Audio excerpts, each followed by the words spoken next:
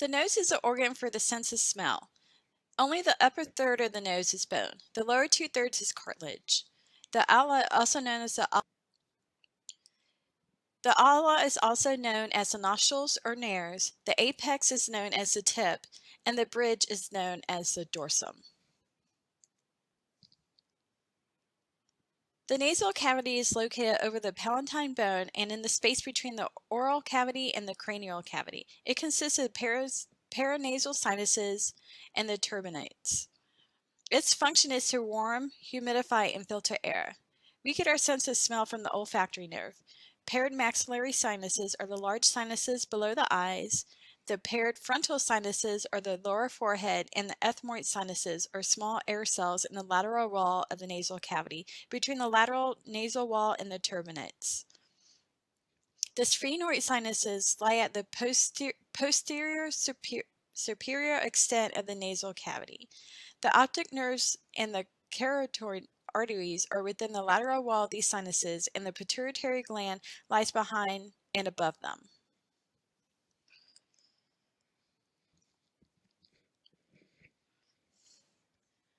The roof of the oral cavity has a hard and soft palate which separates it from the nasal cavity. The middle of the soft palate is called the uvula. The floor of the mouth has ducts for salivary glands, and the tongue is a muscular structure covered by taste buds. In the middle of the floor of the mouth, attached by the frenulum, under the tongue, is called sublingual.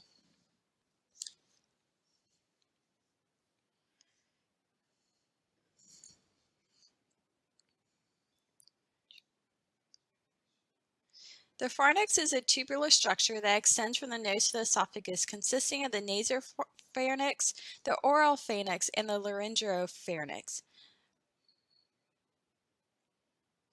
The nasopharynx is behind the nasal cavity and above the oral cavity. It communicates with the nasal sinuses and the oral pharynx below it.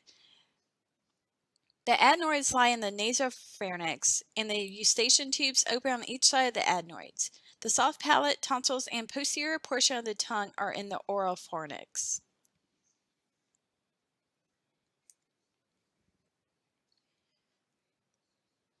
The larynx is also known as the voice box and contains the vocal cords. It's between the GI and respiratory systems, enabling it to protect the airway. Its main functions are to be a passage for respirations, a valve to prevent aspiration, and as a vibratory source for vocalization. Typically, the prep for a nasal procedure will include the entire face from the forehead to the upper neck and laterally to the tabletop. These procedures are considered clean contaminated for the room classification. The draping depends on the procedure being performed, but it may include a head drape with a towel wrapped around the head and a split sheet. It is important not to trap oxygen in the drapes. Use a fire retardant ET tube and be cautious with cautery to prevent fires during all facial surgeries. Some of the supplies for surgery of the nose consist of sponges that are called cottonoids or patties. They are flat, square, or rectangle and come in many different sizes. Dressings can consist of splints that can be either internal or external. They can use packing that's usually coated with antibiotics and sometimes place gauze under the nose, and this is called a drip pad.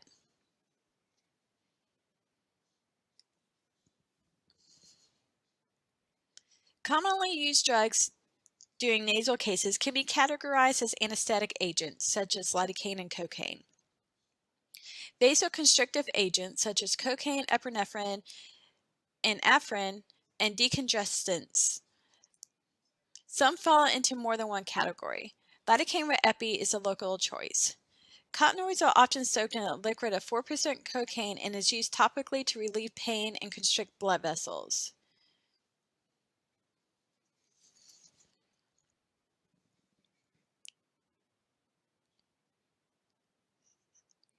Neosynephrine and Afrin are nasal sprays.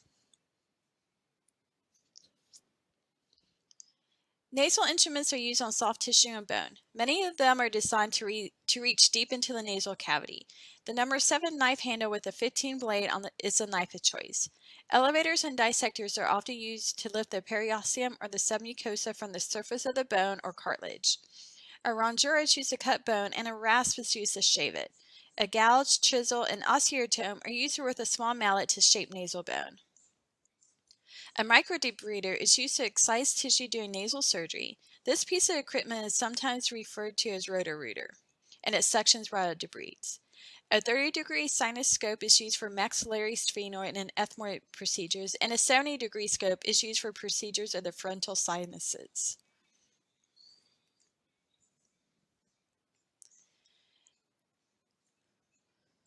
There are several ENT instruments and supplies that are more specifically used for tonsil and adenoid cases. There are several mouth gags, such as the Dingman, MacGyver, Crowe-Davis, and the Jennings, that are used to hold the mouth open during surgery. The tonsil snare can be used to remove the tonsils, and the adenoid curette can be used to remove the adenoids.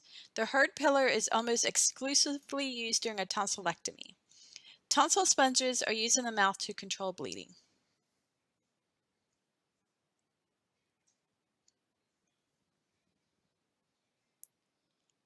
Most rhinologic surgery, or surgery of the nose and nasal cavity, is related to respiration. They treat trauma, deformity, infection, or inflammation, non-malignant tumors that are called polyps. Polyps usually go on a stalk in the mucous membranes. These surgeries also treat epistasis, another name for nosebleed, and to treat cerebrospinal fluid leakage. Surgeries of the oral cavity, throat, and neck are performed with the treatment of both benign and malignant lesions, obstruction, hypertrophy, which is an enlargement of a structure, and infection or inflammation.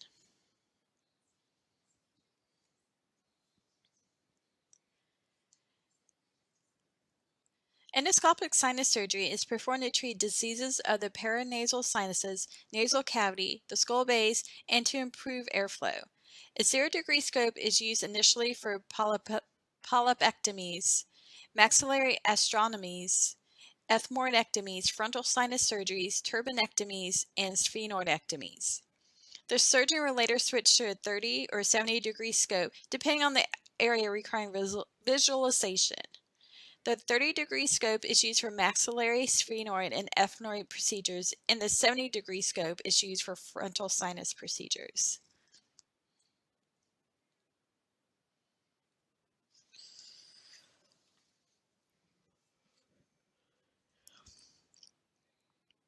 The Caldwell loop procedure is used to enter the maxillary sinus through the mouth. An incision made through the gingival buccal sulcus, the junction of the gum and upper lip, is usually done to drain abscesses in the maxillary sinus and surgically remove the granulation tissue from chronic sinusitis. Hemorrhage and infection are complications of this approach. The sinus and nose may be packed to provide hemostasis.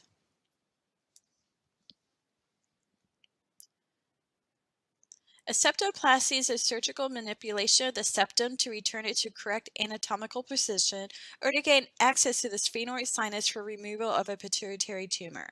The septoplasty procedure is the most often performed to correct a deviated septum or repair a perforated septum caused by trauma. Septoplasty improves airflow, but not necessarily the outward appearance of the nose.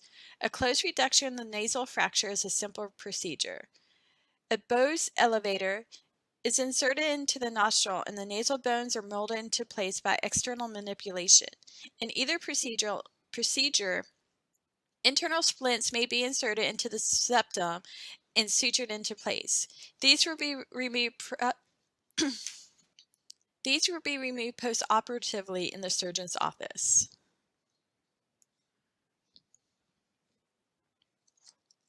A tonsillectomy is performed to eradicate infection, improve airway, or to remove cancer. Hypertrophic or enlarged tonsils can obstruct the airway. True tonsils are the palatine tonsils. The patient is placed in the supine position and the bed is usually turned 90 degrees. No prep is done. A mouth gag retractor is used to hold the mouth open, and most of these retractors attach to the Mayer stand. It is very important not to move the Mayer stand once the retractor has been placed. Suction and cautery must be available at all times. The Herd pillar dissector retractor is used during this procedure, and absorbable sutures is used in the tonsil fossa to control bleeding.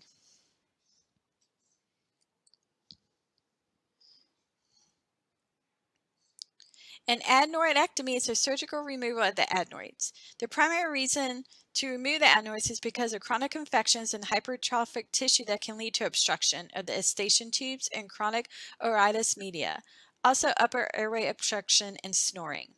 The adenoids normally atrophy during adolescence, so it's only removed in children. The mirror can be dipped in anti-fog to prevent fog. A uvulopalatharyngoplasty, or UPPP or UP3, is a procedure to correct airway obstruction such as obstructive sleep apnea and snoring by removing the tonsils, adenoids, uvula, portion of the soft palate. A tracheostomy setup must be available in case there is difficulty intubating the patient or post-operative. It's very important in this procedure that the sterile table not be broken down until the patient has been extubated and has left the room. No shortcuts.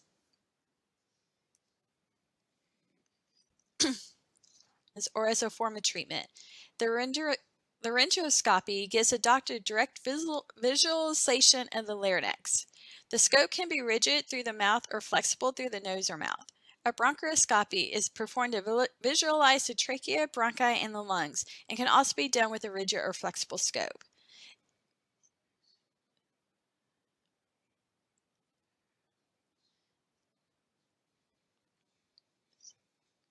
An esophagoscopy is done to visualize the esophagus and the cardia of the stomach. If a laryngoscopy, bronchoscopy, and esophagoscopy are done at the same time, it is called a triple endoscopy or a panendoscopy. The main purpose of this procedure is to collect specimens so the surgical technologists can be prepared for a lot of them.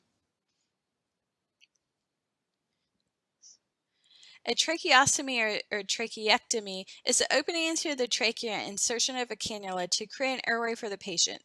It's indicated for patients who require emergency or elective airway management for prolonged ventilator dependence, acute or chronic upper airway obstruction. A trach can be temporary or permanent. It's very important that an obturator remain with the patient at all times. Therefore, one must go with the patient post-op.